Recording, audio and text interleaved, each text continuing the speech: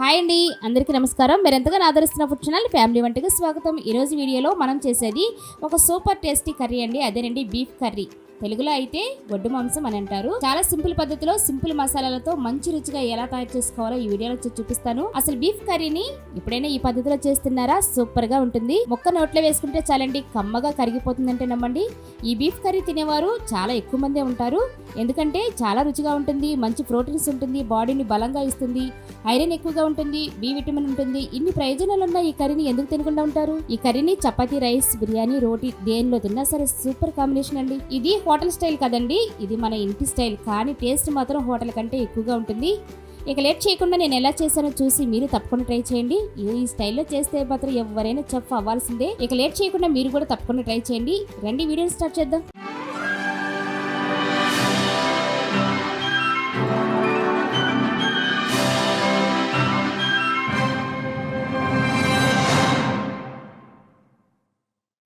ముందుగా ఇది నేను తీసుకున్న బీఫ్ అండి.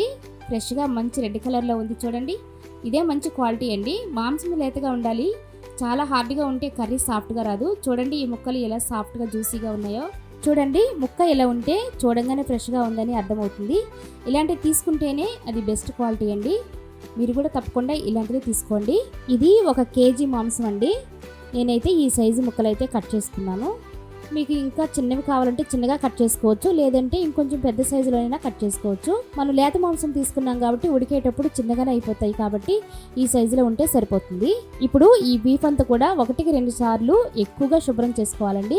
అది కూడా నేను చూపిస్తాను ఎలా చేస్తున్నానో చూడండి. ఇప్పుడైతే ఒక వెడల్పాటి గిన్నె తీసుకుని అందులోనికి మాంసం అంతా వేసేసి ఎక్కువ వాటర్ పోసి శుభ్రంగా కడుక్కోవాలి. 2 చేతులతో పెట్టి కడిగితే ఎక్కువగా శుభ్రపడుతుందండి. అలానే 1-2 సార్లు అయితే కడుక్కోవాలి. అలా అని చెప్పి ఒక 4 టైమ్స్ అలా చేయొద్దు, ఎందుకంటే అందులో ఉన్న విటమిన్స్ పోతాయి, అందులో ఉన్న రుచి అంతా కూడా పోతుంది. కాబట్టి 1-2 సార్లు ఎక్కువగా వాష్ చేసుకుంటే సరిపోతుంది. దీన్నంతా కూడా మనం ఒక ప్లేట్లోకి తీసేసుకోవాలి. ఇప్పుడు ఈ వాటర్ని అయితే వంపేసేయాలి. మళ్ళీ వాటర్ వేసి అదే విధంగా 1-2 సార్లు కడగాలి. నేను ఏ విధంగా కడుగుతున్నానో చూసి మీరు కూడా తప్పకుండా అలాంటివి ట్రై చేయండి.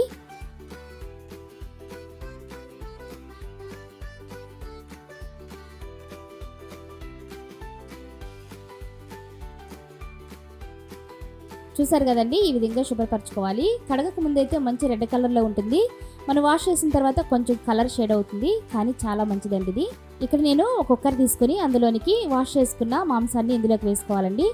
ఈ కర్రీని రకరకాల పద్ధతిలో చేస్తారు, నేనైతే ఈ విధంగానే చేస్తాను. చాలా రుచిగా ఉంటుంది. మీరు కూడా ఒక్కసారి ఇలా ట్రై చేశారంటే సూపర్గా వస్తుంది. తప్పకుండా ట్రై చేసేయండి. ఇప్పుడు ఇందులోనికి రుచికి సరిపడా రాళ్ళుప్పు వేస్తున్నానండి. కొంచెం తక్కువే వేసుకోండి, సాలపోతే మళ్ళీ వేసుకోవచ్చు. అలానే 1/4 టీ స్పూన్ పసుపు, ఒక 1/2 టీ స్పూన్ గరం మసాలా, అలానే కొద్దిగా కొత్తిమీర, ఇవన్నీ వేసి ఒకసారి కలిపి కొద్దిగా వాటర్ వేసుకోవాలి.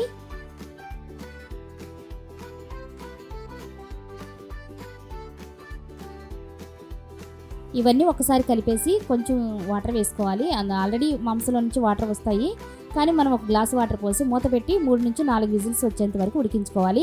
అలానే ఎక్కువ విజిల్స్ వచ్చిందంటే ముక్క బాగా మెత్తగా ఉడికిపోతుంది, రుచి కూడా పోతుంది, గమనించండి.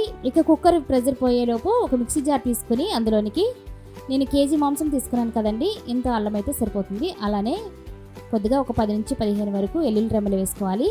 అలానే ఇందులోనికి ఒక 5 లవంగాలు, కొద్దిగా చెక్క, స్టార్ ఒక 2 ముక్కలు వేస్తే మంచి స్మెల్ వస్తుందండి, తప్పకుండా వేసుకోండి. అలానే 1.5 స్పూన్ ధనియాలు వేసుకోవాలి. అలానే 1/4 టీ స్పూన్ జీలకర్ర, ఇవన్నీ వేసి మెత్తగా గ్రైండ్ చేసుకోవాలి. ఈ విధంగా మెత్తగా గ్రైండ్ చేసుకుని ఈ పేస్ట్ని పక్కన పెట్టుకోవాలి. ఇప్పుడైతే మనం ఉడికించుకున్న మాంసం అయితే చూద్దామండి. చూసారు కదా, నేనైతే 3-4 విజిల్స్ వచ్చేంత వరకు ఉంచాను, అంతకంటే ఎక్కువ అవసరం లేదండి. చూడండి ఎంత చక్కగా బాయిల్ అయిందో. ముక్క ఉడికిందో లేదో చూసుకుందాం. చూడండి, ఇలా నొక్కితే చక్కగా ఉడికిపోయింది. చూడండి, ఇలా ఉడికితే సరిపోతుంది. ఇప్పుడు కింద ఒక గిన్నె పెట్టి పైన చిల్లి గిన్నె పెట్టి ఉడికించిన మాంసాన్ని సపరేట్ చేసుకోవాలి. ఇలా సపరేట్ చేసిన ఈ వాటర్ని మనం కర్రీలో యూజ్ చేసుకోవాలండి. ఇవి జాగ్రత్త చేసుకోవాలి, ఇవి కూడా పక్కన పెట్టేసుకుందాం. ఇప్పుడు స్టవ్ వెలిగించుకుని ఒక వెడల్పాటి గిన్నె పెట్టుకోవాలండి. ఈ మాంసం ఉడికేటప్పుడు కొంచెం వెడల్పుగా ఉంటేనే మొక్క చెదిరిపోకుండా పర్ఫెక్ట్గా ఉంటుంది. ఇప్పుడు ఇందులోనికి ఒక పెద్ద కప్పు ఆయిల్ వేసానండి. ఆయిల్ కొంచెం ఎక్కువే పడుతుంది, ఎంత వేసినా కనబడదండి, గమనించాలి. అలా అని ఎక్కువ ఆయిల్ వేయొద్దు. ఆయిల్ వీటైన తర్వాత ఒక 2 పెద్ద సైజు ఉల్లిపాయల్ని సన్నగా తరిగి వేసుకోవాలి. అలానే ఒక 4 నుంచి 5 పచ్చిమిర్చి కూడా ముక్కలుగా కట్ చేసుకుని వేసుకోవాలండి. ఇవన్నీ కూడా పచ్చివాసన పోయేదాకా వేయించుకోవాలి.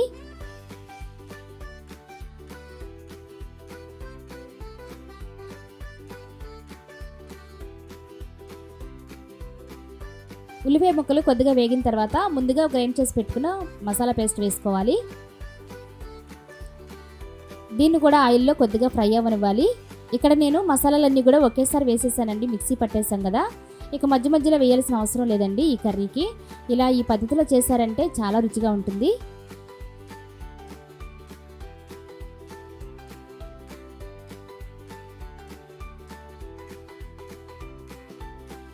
మసాలా అంతా ఈ విధంగా వేగినప్పుడండి ఇందులోనికి ఒక 3 పెద్ద సైజు టమాటాలను ముక్కలుగా కట్ చేసుకుని వేసుకోవాలి. ఇవంతా కూడా పచ్చివాసన పోయేదాకా ఒక్కసారి అటు ఇటు తిప్పేసి ఒక 5 నిమిషాల పాటు మూత పెట్టి మనం ఉడికించుకుంటే టమాటా ముక్క అంతా కూడా మగ్గుతుంది. ఈ టమాటా ముక్కల మీద మూత పెట్టి ఉడికించినప్పుడు మెత్తబడి మంచి గ్రేవీ వస్తుంది. అందుకనే మూత పెట్టి ఒక 5 నిమిషాల పాటు ఉడికించుకోవాలి.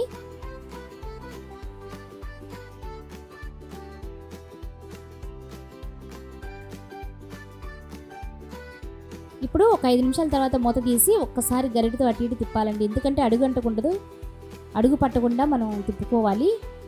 మనం మసాలా ఎప్పుడైతే వేయించుకుంటామో హై ఫ్లేమ్లో అస్సలు పెట్టకూడదు, వెంటనే అల్లం పేస్ట్ అనేది మాడిపోతుంది. కాబట్టి అల్లం పేస్ట్ మాడిపోయిందా కర్రీ అస్సలు రుచి ఉండదు.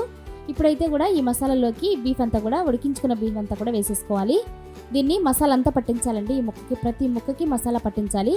మళ్ళీ ఎందుకు కుక్ చేసుకోవాలంటే మసాలా అంతా కూడా ముక్కకు పట్టాలి కదా. రుచి రావాలంటే మసాలా కలపాలి, ఖచ్చితంగా పట్టాల్సిందే. అందుకోసం మళ్ళీ ఒక 10 నిమిషాలు మూత పెట్టి ఉంచితే ఆ మసాలా ఫ్లేవర్ అంతా కూడా ముక్కకి గట్టిగా పట్టుకుంటుంది అనమాట.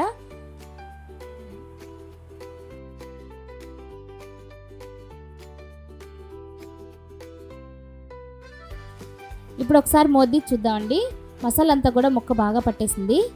దీన్ని ఒక్కసారి గరిటెతో మరొకసారి తిప్పుకోవాలి అటు ఇటు. ఎందుకంటే ముక్క కూడా మాడిపోయే అవకాశం ఉంది కదండి, అందుకని తిప్పుకోవాలి.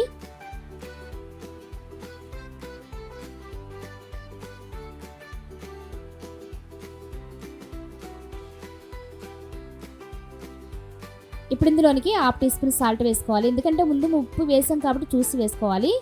అలానే ఇందులోనికి 3 టీ స్పూన్లు కారం వేస్తున్నానండి నేను. మీకు ఎంత కారం తినగలరో చూసి వేసుకోండి.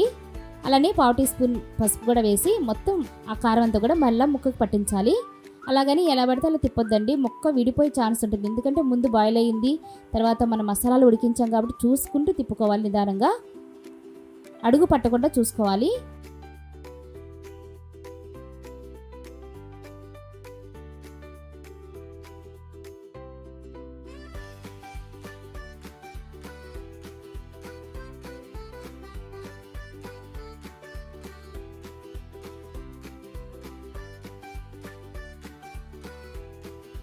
ఇప్పుడు మనం ముందుగా సపరేట్ చేసిన వాటర్నే కదండి అవి వేసేసుకోవాలి. ఎక్కడ కూడా ఇంకా మరి వేరే వాటర్ యూజ్ చేయాల్సిన అవసరమే ఉండదు.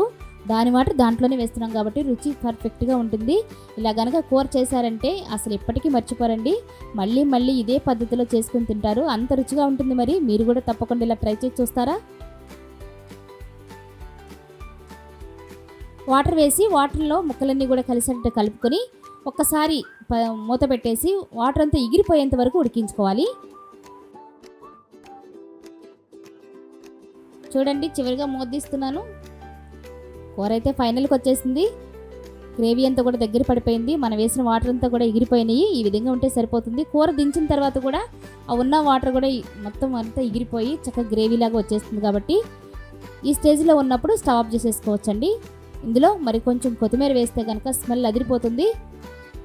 చివరిలో కొద్దిగా కొత్తిమీర వేసేసుకుని ఆ కొత్తిమీరతో కూడా ఒక్కసారి కలిపేసేసి ఇంకా స్టవ్ ఆఫ్ చేసేయటమేనండి.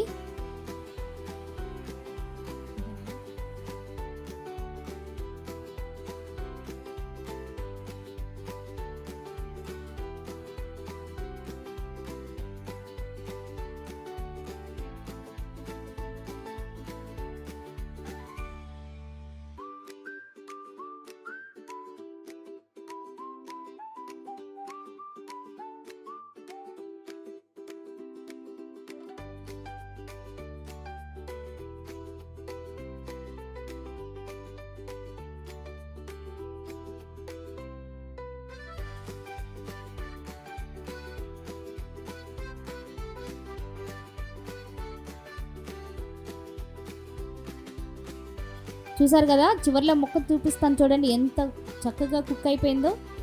అబ్బా, పట్టుకుంటేనే ఊడిపోతుందంటే నోట్లో వేసుకుంటే కరిగిపోకుండా ఉంటుందా మరి.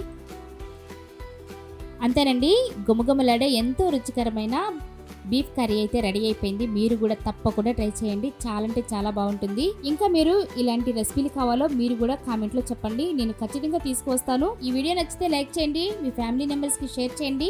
మరిన్ని టేస్టీ రెసిపీస్ కోసం మా ఛానల్ సబ్స్క్రైబ్ చేయండి. ఇంకో సూపర్ టేస్టీ రెసిపీతో మళ్ళీ కలుద్దాం. Thank you for watching.